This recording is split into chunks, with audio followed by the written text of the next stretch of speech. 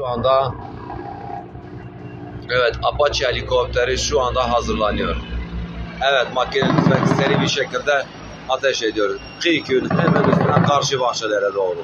Evet, köyün ortasından çatışma devam ediyor.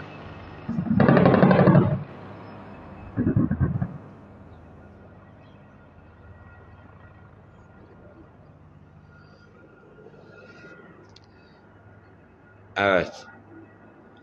PKK'lılar karşılık veriyor şu anda.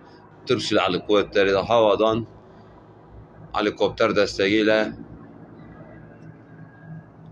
müdahale ediliyor. Evet.